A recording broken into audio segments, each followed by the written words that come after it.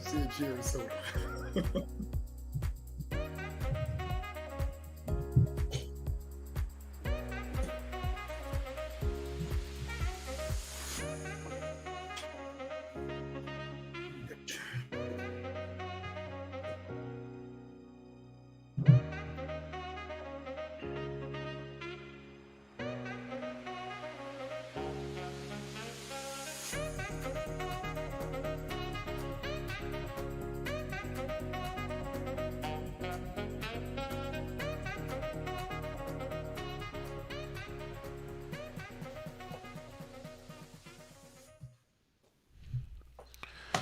Welcome to Black Men Speak. I'm your co-host J.R. Stewart, And good evening, everyone. I'm your co-host Tommy Duncan. Welcome to Black Men Speak. and we want to give a shout out to Liquid for providing our theme music. And Tom, tonight we're going to go and we're a few dare to go.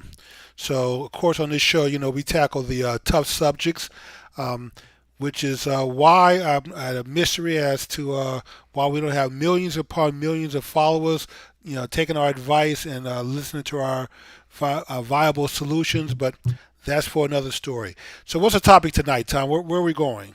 Last week, Jimmy, we began to talk about wealth in America and Yes. economics within our community. And so our topic for this evening is, can Black America close the wealth gap?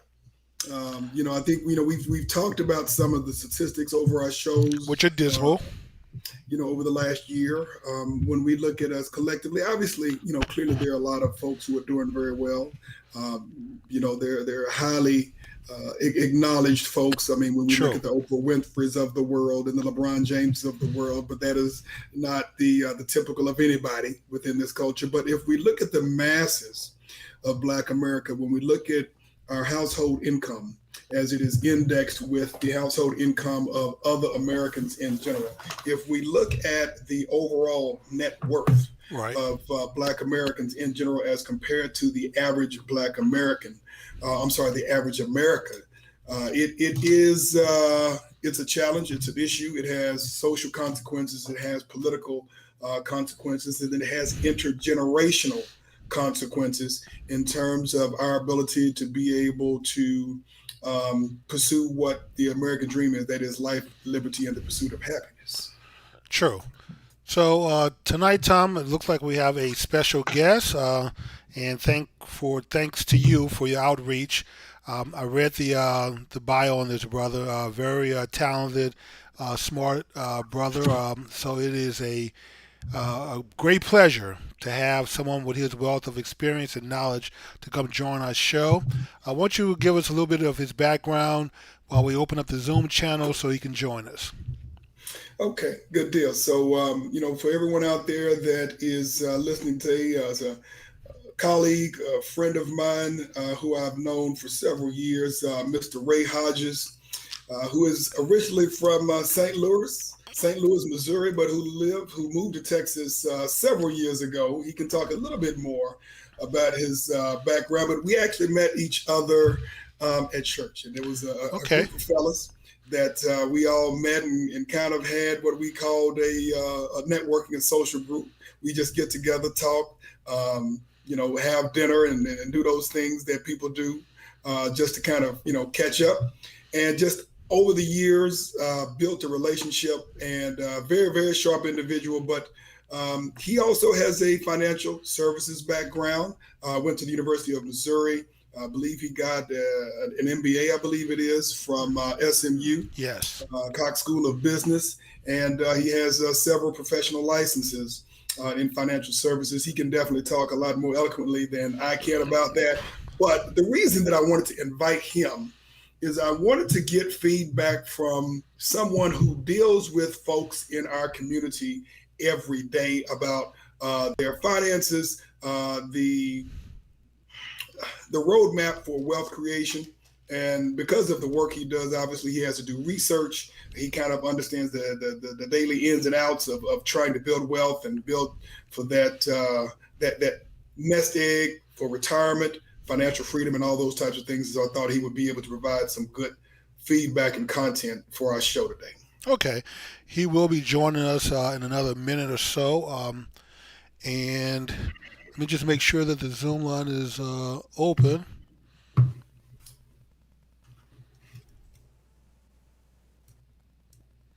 He may be waiting on me, Tom. Okay. And when you say waiting on you, B, what do you mean? Oh, just you know the I mean, there's Zoom the browser and there's Zoom the app, Gotcha. and so I think I was trying to launch it in the browser, but I'm thinking it may. Okay, want me to join with the app. So, but we did tell him 5 minutes after, so it's 5 minutes after now. So let me make sure our Zoom is up and running. Um,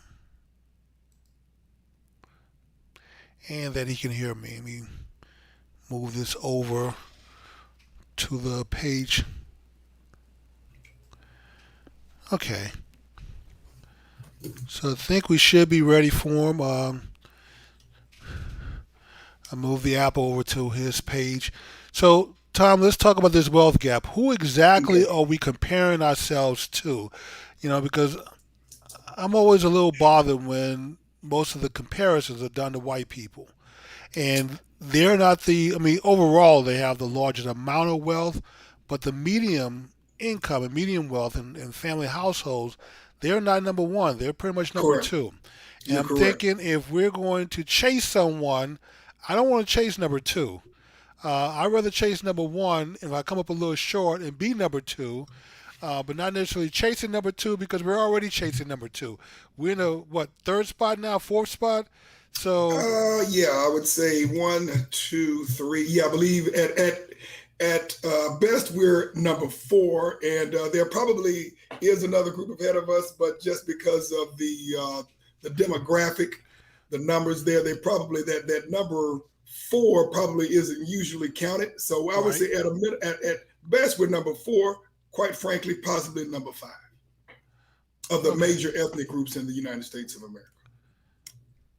okay, So again, and really we're indexing to if we compile all of the data on income and wealth in America, that's what we're kind of measuring it against. I right, definitely do understand if we stratify that between the different groups, Black, Caucasian, Indian, Asian, then obviously, that adds a little bit more detail to that. So, but I guess the key thing is this, Jimmy, because quite frankly, we've discussed this before.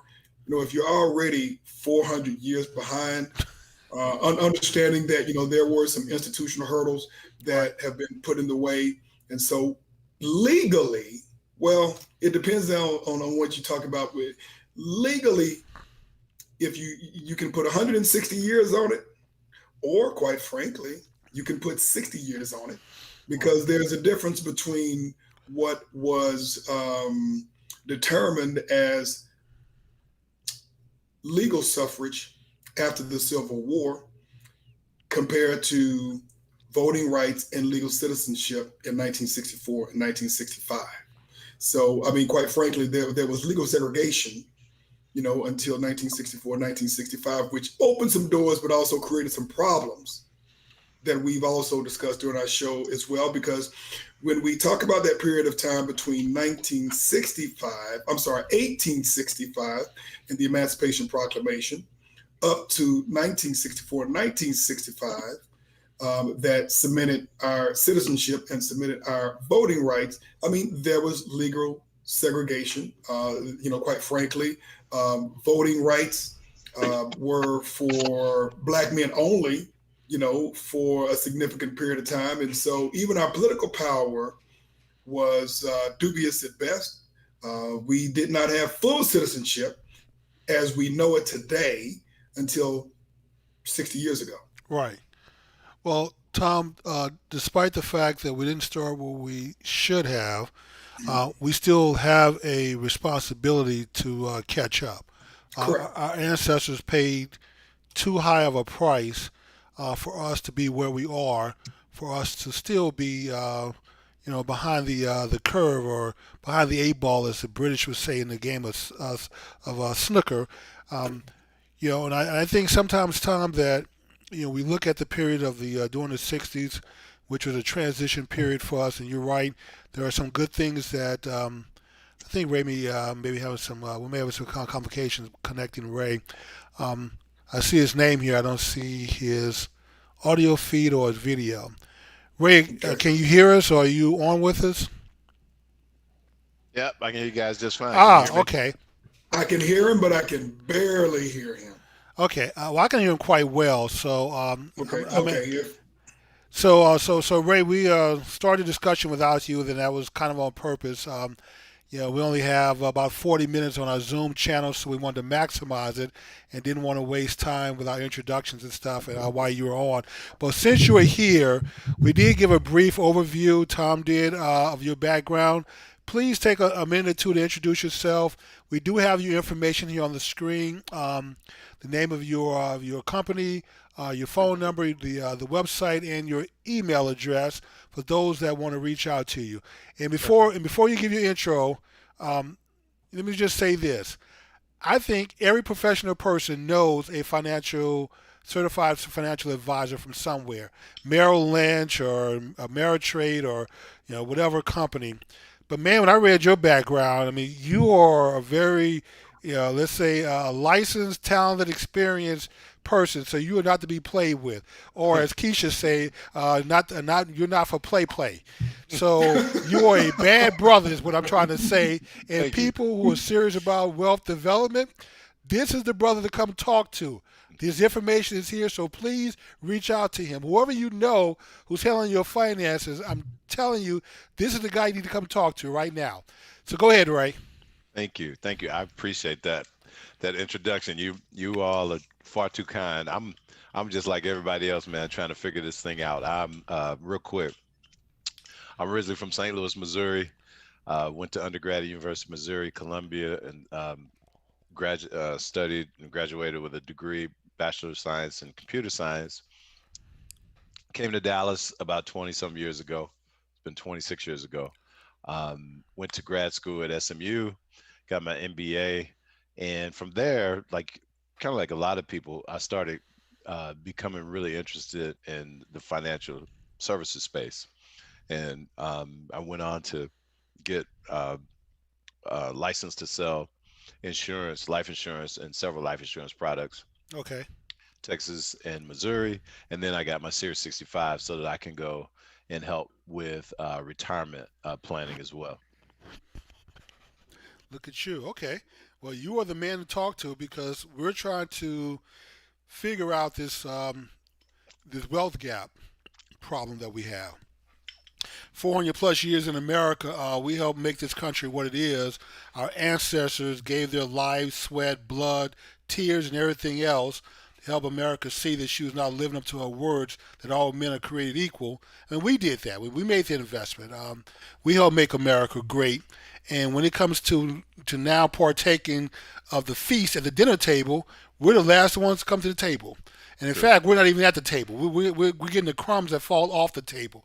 We true, should be in much better shape as a people than what we are in this country that we helped make great. And we're being pushed aside by other groups now, who now that America is a place where you can come and achieve your dream, they're achieving their dream. We're still living the nightmare to some degree. At least some of us are. true, true. Very true, very true.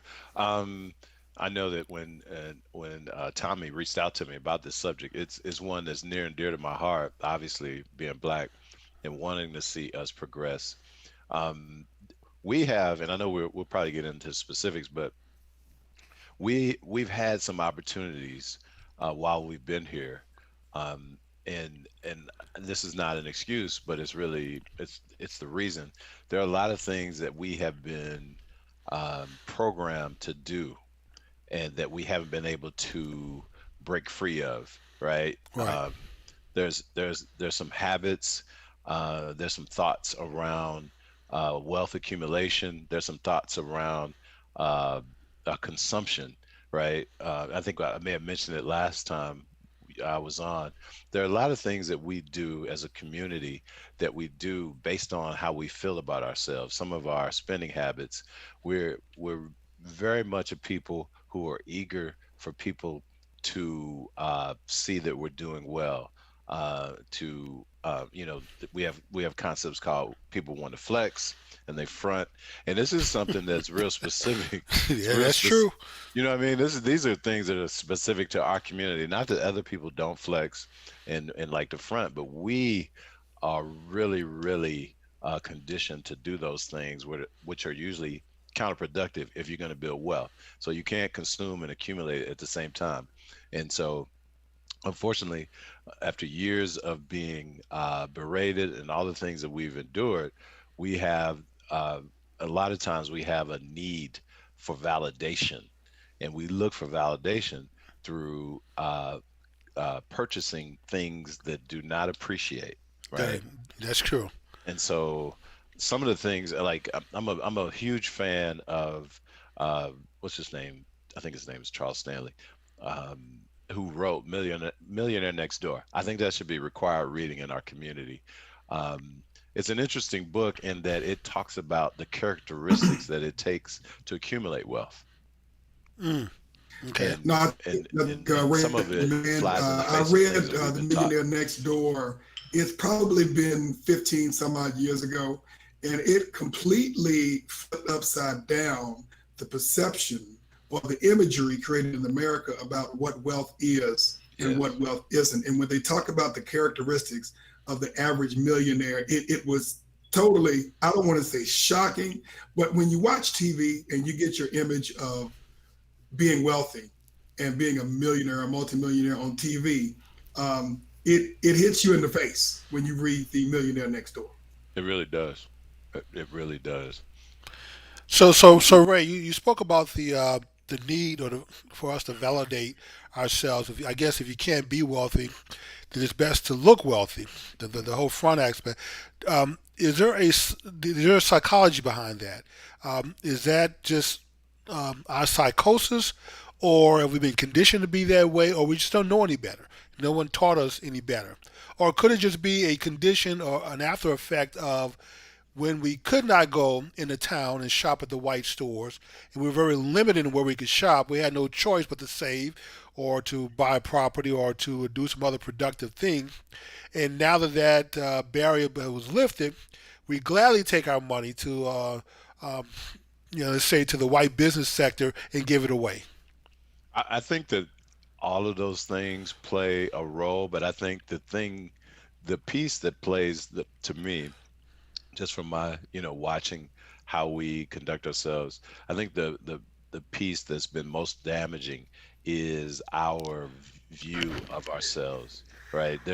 And this is where it gets, I think, a little deep, and it's hard to accept this truth. But our community fights and deals with self-hatred. Um, Yes. and Mm.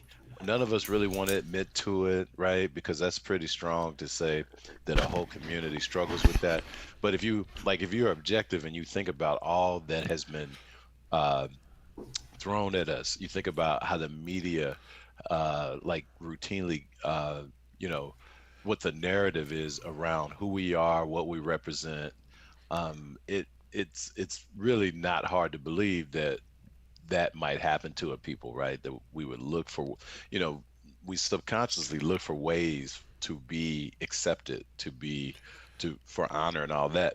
And what I mean, and again, this is not an excuse; it's a reason. When you look at other communities, especially ones that are immigrant, right? Being that they have a strong sense of culture, strong sense of where they come from, they don't need validation, right? Right. They don't need it. So their habits are a lot different, right? They like if you think about the Asian community, which has done really well here in the United States, they will do things that our community probably wouldn't do. Like this notion of several families living in one house. Yes. So, you know what I mean? Hmm. So that, and some of the Caribbean families will do it as well, but Asians are really known for doing that in order for people to accumulate wealth, right? If we all live under the same roof, we don't have, three mortgages. We got one mortgage, we got one set of utilities, and as people accumulate money, people can move out, and they just kind of replicate that, right? And it doesn't Uh, seem to be any holding each other back or no, jealousy. no. I remember when I worked in Richardson, Tommy and I, we worked together over at Union Net when we got our start. There was a little Asian restaurant over there I used to eat at, and the owner told me that his brother was leaving to open up his own restaurant. I Hmm. said, well, where's he going to open up? I said, maybe if it's not too far away, I'll go patronize him some and spread the wealth around. Hmm. The restaurant Ray was right across the street. Wow. And I'm thinking, wait a minute. I said, is he gonna have something different? No, the same menu. And Wow. and I just knew that in our community that would not go over well. If my brother was telling me he's opened up a restaurant, taking the recipes, the same food, and going across the street to compete against me, that would be a hard pill to swallow. But for them, and I asked myself, you know, aren't you a little worried? And he said no, because he said it all comes back to the same family. Hmm. Whether Uh, you spend it, whether you spend it with him or me, it all comes back to the same family. Yeah.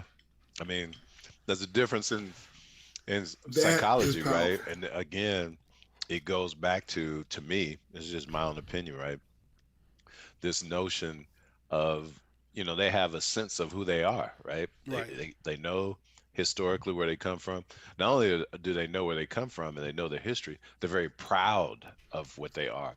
In the black community, it's kind of hit or miss, right? We got people that don't want to associate with our origins, right? People say, Right. I'm not from Africa, I'm from Detroit.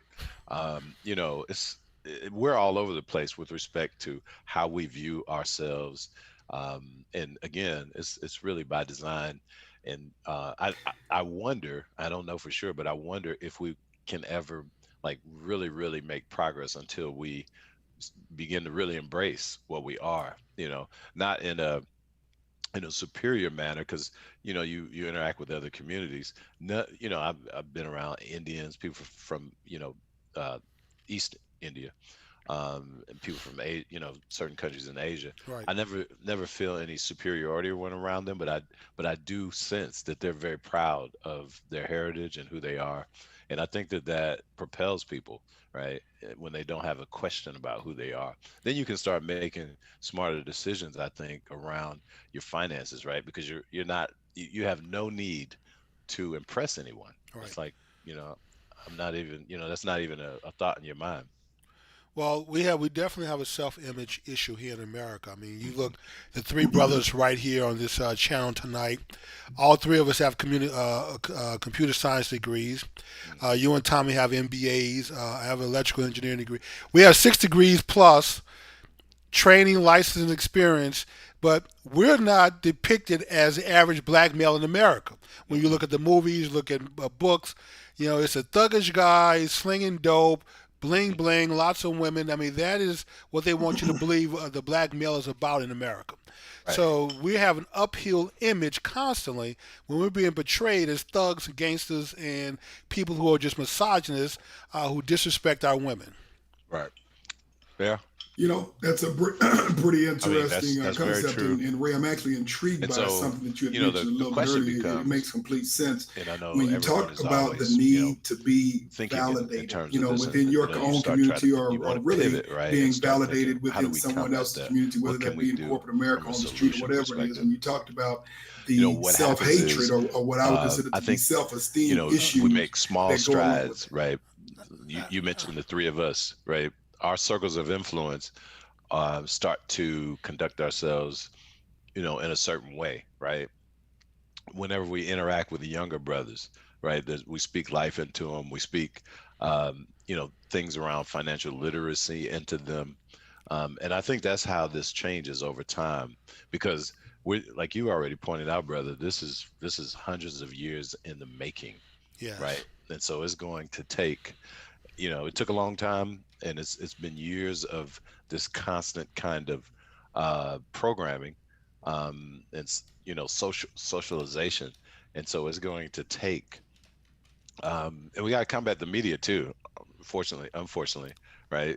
When you look at news and you look at TV shows, like you said, these things perpetuate a certain narrative, and all we can do is continue trying to be an example in our circles of influence, and just pray that that will start to permeate, right? And that becomes the rule of the day instead, because to your point, those other lifestyles have been lifted up so much that like everyone is kind of driven to want to be that. Like I know you guys have seen this.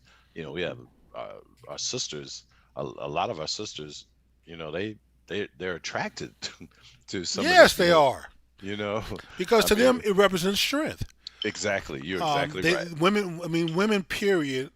Are secure conscious, and I can Yes, tell you from my own personal experience many years ago. And after I was divorced, I had no game. I mean, I dated one woman since college, and I'm 32 years old at that point, right. and trying to go out here and figure out this whole dating thing. And I Hmm. failed miserably trying to be a nice guy because that's Yeah, who I was. But right. you know what?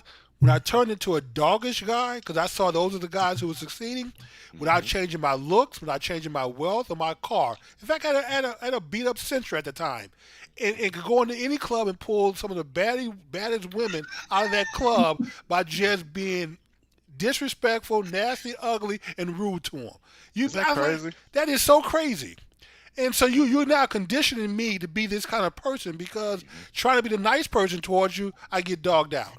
Yeah, Being an asshole, I have to beat you away with a stick. right. It's crazy. Tom, jump Yes, in sir. here. I know you had a question for Ray, and at one point you guys were over speaking each other. I don't think you could hear each Exactly. other. Yeah. Yeah. Unfortunately, I could not hear Ray, or I was having a difficult time because his on my side the volume is kind of low. But I wanted to get some feedback, and I will ask you, Jimmy, to kind of be the Okay. intermediary. I have to listen very closely to make sure I'm hearing what Ray is saying. But how does, if we talk about America, how do we define wealthy versus middle class versus poor? And do you or do we discriminate between, what you call wealthy and what some folks call rich? Did you get all of that, Ray? I think I caught it. I did. Okay.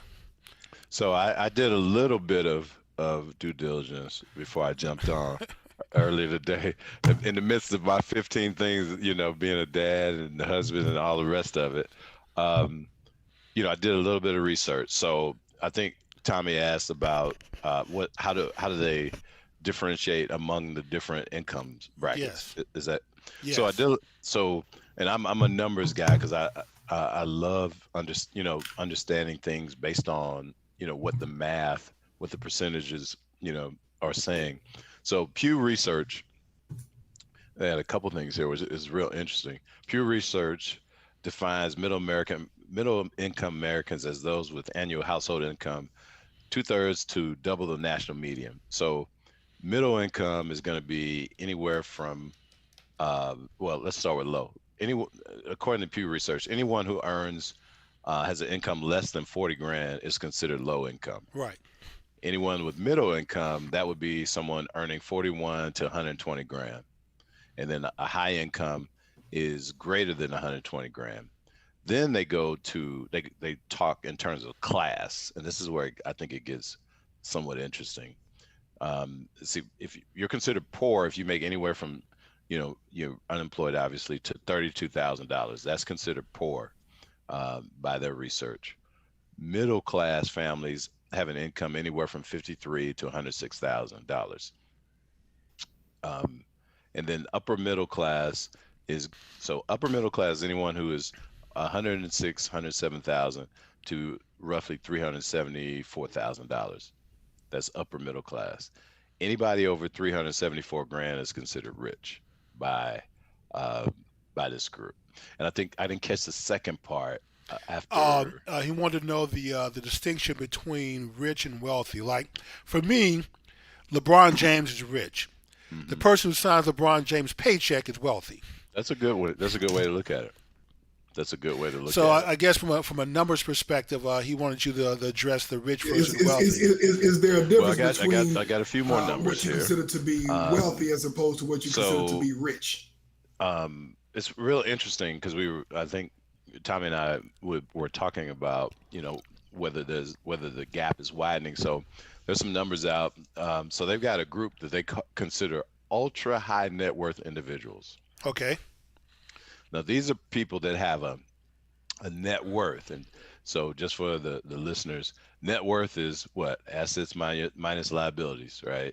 So when you subtract, uh, what people have accumulated, with respect to assets, these are going to be purchases that appreciate. They get higher in value over the years, and then your liabilities, which would be your debt. So ultra high net worth individuals, these are people with net worth of $30 million or more. So those folks, which is really interesting to me, the number of people in that space rose 2.4% last year during the pandemic. During the pandemic, the number of people in that class that have a net worth of $30 million or more actually rose during the pandemic. It didn't go down. Wow.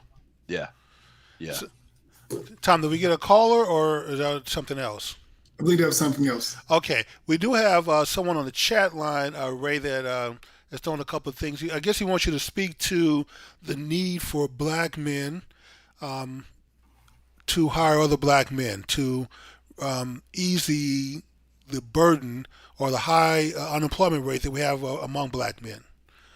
Okay. I mean, that's a very, very important point, and I think we talked about this last week, right? So I'll say it this way: there's a relationship um, between how much we spend in our community with black businesses to how many people we eventually will employ ourselves. Right. So the two are codependent, right? So the point that this person made about us hiring more of each other is crucial. It's extremely important, right? Because if we don't employ each other, who will, right? We're left to go beg for employment. We sit in interviews where we're trying to be chosen, and we're trying to trying to conform so that this person might like us enough, Right. because everybody knows the interview is somewhat about what your skill set is, but it's really a lot more about how this person feels about you. Do they get a good feel? Will this person fit in my circle? How that individual in particular, like, feels about you, right? An interview can go one of two ways. That person can look for reasons to hire you, or they're looking for reasons not to hire you. It goes one of two ways. But going back to the original question, and the point, yes, we Okay, absolutely Jimmy, I think we do have have a caller. to focus on hiring each other. Hold on, Ray. We got a caller here for you. Okay, Let's see what the okay, caller wants to. Go ahead, okay. Tom. Hello, Black Men Speak. How are you? Hello, how are you? This is Mr. Research. How are you? I'm doing pretty good. I'm sorry. What is your name again, sir? Mr. Research. Can you hear us, sir? Go ahead, Mr. Research. What's your question? A comment? Can you hear me? Yes, I can hear you now. Oh, sorry, I go by the moniker Mr. Research on YouTube. Okay, thank you very much, Mr. Research. We appreciate you calling in. Saw you coming in from California, which is kind of an anomaly. So we were thinking it was maybe a wrong phone number, but chime in. What questions do you have for us today? And welcome. So I thank you for asking my chat room question, but I want to be a little finite in what I'm saying. Black boys are, well, let me back up. I'm originally from the streets. And the solution I do now is I challenge many of our males who are in corporate. I've been in corporate for about 20 years, medical, finance. And I challenge them on my solution, which is we as males don't hire enough males. And what we do is we help our counterparts more than anything.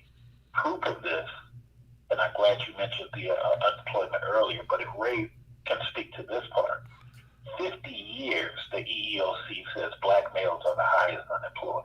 Correct. 50 years, EEOC. How can that be if black males don't want us looking at the thug on the street, the Crips, the Bloods, the pimps, the drug dealers. But when I go into these $100, $200 ticket spaces, the guys are docile and traveling behind many of the ladies who are helping nothing but ladies. I'm not trying to be gendered here, but I'm really trying to put something that we brothers who are successful are, seems to me, coming from the hood, afraid to talk about. We don't have a connection with the guys who are trying not to do the dirt, the guys who have cut their hair, the guys who are trying to get up. I hired 12 dudes, or I pushed to get 12 dudes hired at my hospital or organization before COVID. But black people fought against it. Be more specific. Be more specific when you say black people. If you could, be more specific when you said black people fought against it. So what's very odd in my 20-year career, very odd, is that you'll have 15, 20% of black people in these organizations who have some remnants of understanding culture or some type of linear connection to another melanated person. Right. Then you'll have people who make up the other 80+% who are really on this, no, as long as you qualified. And I have to point out to them, but did you notice that your Pakistani counterpart doesn't have that philosophy, that you're just pulling people in from their country? Do you notice your Filipino counterpart doesn't have that philosophy? Does not. That is true. Brother, so speaking the truth. Are holding other melanated people to a standard of gotta be super qualified, gotta be this, gotta be that, especially when we gentlemen of age grew up in a time where on-the-job training was everything. Remember that? Yes. Correct. So we replaced that with you gotta be this and gotta be that. But now our immigrant counterparts, they're pulling people in that don't know half or nothing and gotta be trained once they get there. And they're not bothered by it. That's the other big thing. They're not bothered by it. Melanated people to that standard. And I say lastly, because the EEOC states for the past 50 years, gentlemen, black men have not been hiring enough black men and just been proud of our personal accolades. Right. What do you guys say? I'll be quiet. All right, thank you very much, Mr. Research. And Ray, we're going to give you a chance to respond to the brother, but I want to add one more thing to what he's saying, because he's absolutely correct. There are times in the past I've done some contracting work. One company in particular called HCL, I think, or HLC, it's an Indian search firm. And the two companies that I went and worked with them on some projects, they had no problem whatsoever with populating an entire IT department, network department with people who are Indian. You know, that they bring on H-1B visas. Black men who had the hiring power would not dare. And the brother that the speaker was correct. Mr. Research is correct. A black man who had the hiring power to populate an IT department wouldn't dare hire all black men for the IT department. But the Indians have no qualm whatsoever with hiring their own people and making it known that that's pretty much all they want, unless the only way they bring in someone white, black, who's not Indian, is that they can't find an Indian to do the job. And so there's no embarrassment on their part about how they hire, but we seem to want to play by the book and be embarrassed to pull off something like that. We wouldn't dare have an all black male IT department at a large company like Pepsi or Coca-Cola. Go ahead and speak, Ray. Yeah, so I caught what I did was I used the YouTube live so I could hear. I actually could hear a lot better over there. So and I'm just trying to follow the discussion, because there's a delay on that versus what we're doing over here. But I guess the question and the comment is around whether maybe why is it that we don't do more of that? Is that maybe and the fact that maybe we're scared and embarrassed. But let me chime in here, Jimmy, because one of the things that Mr. Research brought up is it's true, but I mean for what it's worth, and when we talk about the EEOC and in essence, the creation of different quotas and things of this nature, especially after, of course, 14th and 15th Amendment and those types of things, and we're talking about trying to so-called rectify discrimination And so you had black folks who, initially they were allowed to get certain government jobs. That was part of, what was created as a part of EEOC. And then, of course, you look not too far after that, you started seeing a few black men and women who were allowed to work in corporate America. But there's a difference between having a position, maybe even a hiring position, and having power. And so even though you may have had black men or even black women for that matter who may have had position, they may not have had very much power. They may have had what seemed to be authority, but they may not have very much influence in terms of bringing over or bringing in more folks who look like them. Because at the end of the day, the company, the organization, whether it be government or whether it be a private institution, was still controlled by white folks, not black folks. Well, that's true, Tom, but still, we have to do our part. I mean, if you think back to when we were both at Unionet together, and it was myself, and I can't even think of the other white guy who had the other half of the organization, but all the blacks were on my side, and all the stuck-up whites were on his side. And in the end, I mean, we were able to outperform his group and were able to take it over. But the point is that I was pretty much deliberate about what I was doing. I had no qualms about it. I'm going to hire and bring in as many black guys into this company as I possibly can find. So reaching out to you and reaching out to a couple other brothers and bringing them in. Don, yes. So I think the brother, Mr. Research, is saying that when you have a choice, when it's your call, do your absolute best. Okay. All right, no problem.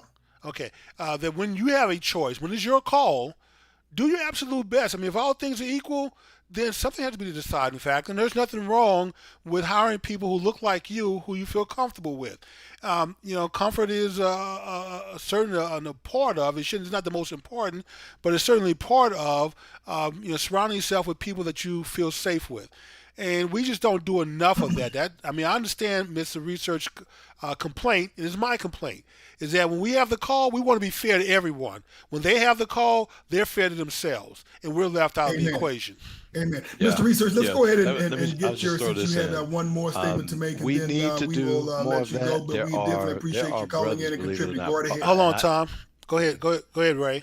There are brothers that are doing that, right? I know a couple brothers right now, one in particular in T-Mobile, that's bringing people in at management level. Hold on, Ray. Mr. Research had one more question. Okay. And not finishing college and having everything I have pretty much by accident.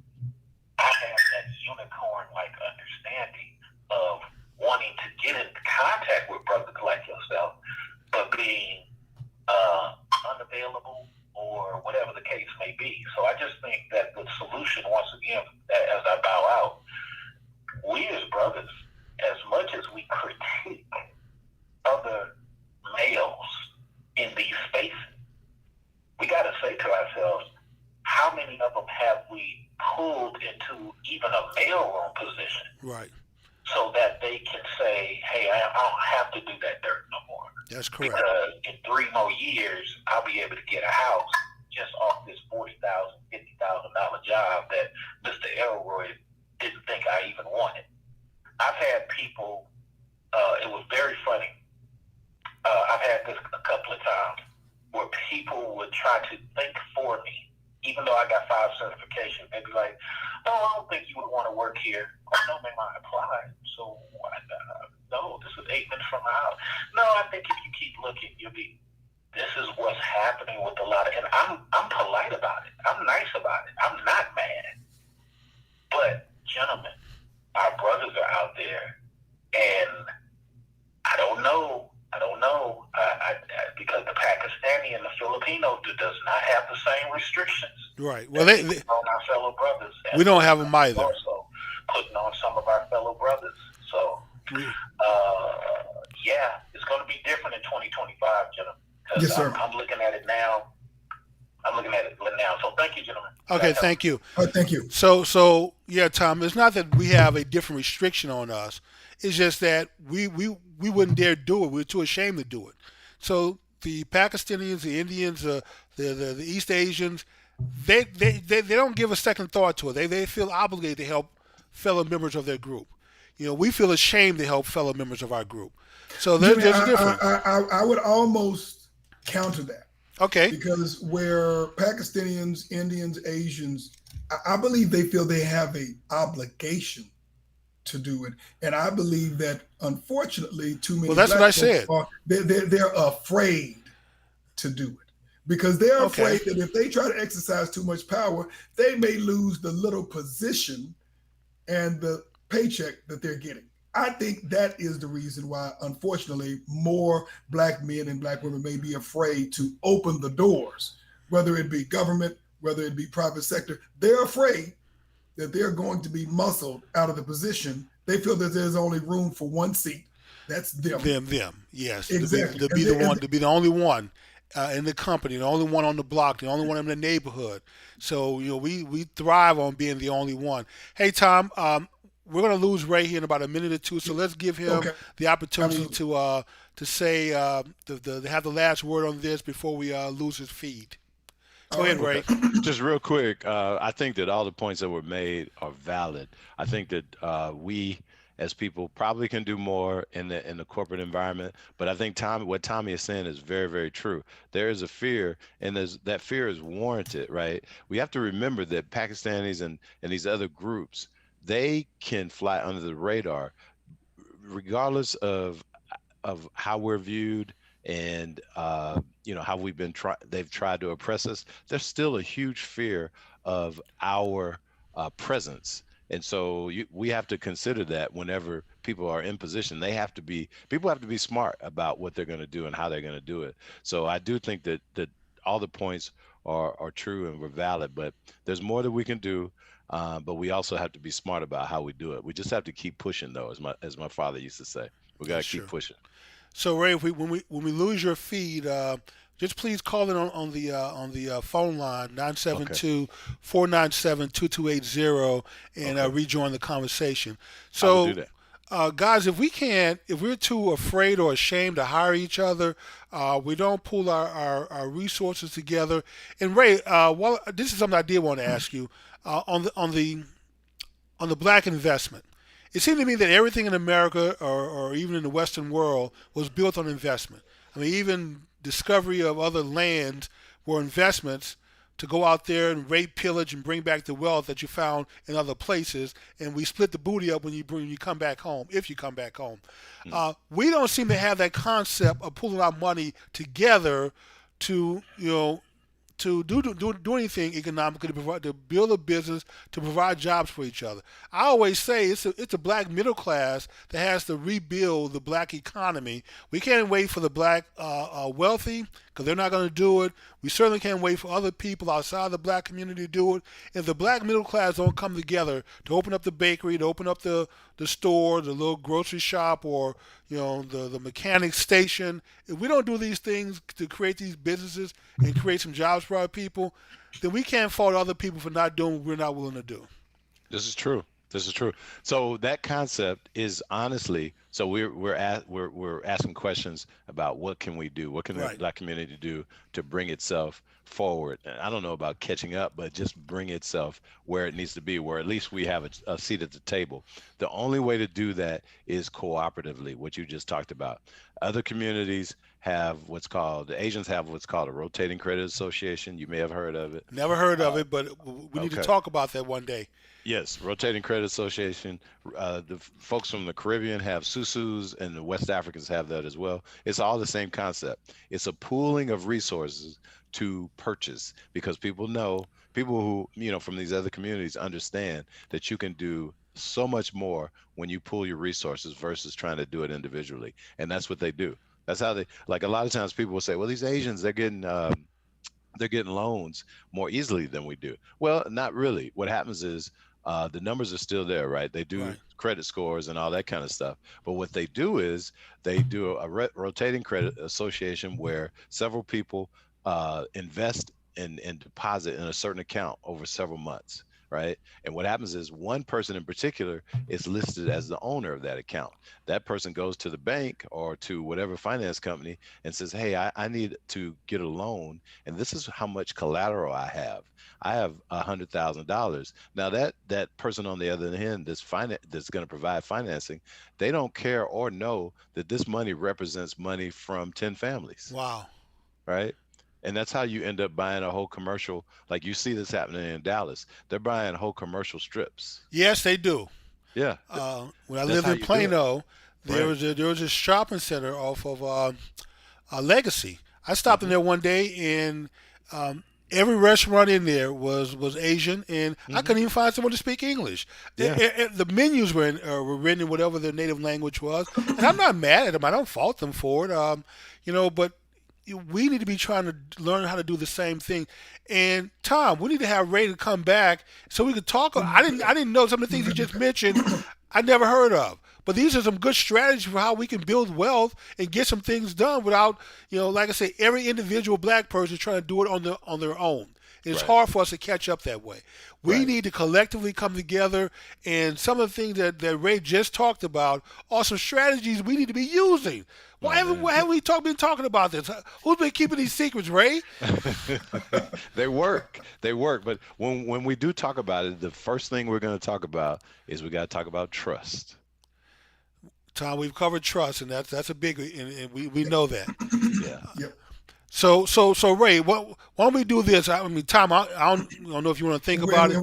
we're about out of time anyway, but we definitely Yes. gonna have to have Ray back so we I can would love continue to this have Ray conversation. back. We need to talk about these different things that we can do, man, to get past some of the credit restrictions and the lending restrictions that we run into as individuals by coming together and doing some things. So Ray, we would love to have you come back, man, if you're available next Absolutely. week. I don't want to lose momentum, but man, you intrigued me so much, and now I've gotten all perked up. You got me excited now. I Let's was do it. like, I was like, man, these brothers talking about some real things that we can do. With a few of us coming together and pulling our resources to do bigger things. So it's not each individual trying to do it, and we just need to learn how to play the game the same way everyone else is playing it. That's all we have to Yep. do. There, That's all we there, have to there do. is a So proverb, we can Jimmy, replicate that what everybody's doing. if you want to run fast, if you want to travel fast, travel by yourself. But if you want to travel far, travel as a group. Yes, and we need to travel far to catch up, and we certainly need to do a lot more and set the example. I think if a few brothers came together and started doing the right thing, then other folks can look at us and say, "Hey, if they're doing it, we can do it." That's And absolutely if we can start a night of fire of brothers coming together around the country, 5, 10, 15, pooling their resources to go open that shop, to go open that business back in the community and providing some jobs that no one else is going to do. And if we don't do it, who else is going to do it? Correct. right. So Ray, why don't you come back next week, man? If you have time, we would love to have you come back and let's talk about these strategies, man. We'll give you the whole 30 minutes, 45 minutes, and we will shut everything down and just let you talk and school us, as they say Let's back in the hood. let's dig into it. Let's dig into it. I'd love to come back. I appreciate the invite. I Okay. really do, All brother. right, And I G. Well, appreciate I what think you all are we've doing. had a great I show. really, We've really do. had a lot of very thought-provoking and intriguing Yes. things brought to the table, and we also want to thank Mr. Research for calling in as well and contributing to the conversation and asking some very poignant questions and making some very poignant remarks in terms of the direction that we're going to have to go in, because Yes. it's going to take some changes in what we're doing in order to get a different outcome. So, Mr. Research and everyone watching the show, come back next week. We have the solutions for you now. So, Brother Ray is going to help us to the game now. So, Tom, close us out with a prayer before we run out of time. All right, good day. We want to thank everyone as you bow your heads for allowing us to come back as we do every week in order to talk about things that are impacting our communities. Father, we just thank you for allowing us to live another day. We thank you for breathing into our lungs, Father, that we might contribute to this earth in a way that you find that is fitting and satisfying to your will. Father, we ask that you would bring our communities together, that you would make us stronger, Father, that you would allow us to live your will and the life that, Father, you know that we all deserve. In your precious name we pray. Amen. Amen. Amen. Thank Amen. you. I mean, man, Ray, you being here, man, has been a blessing. So, And Thank y'all for the invite, man. anytime you want to come by.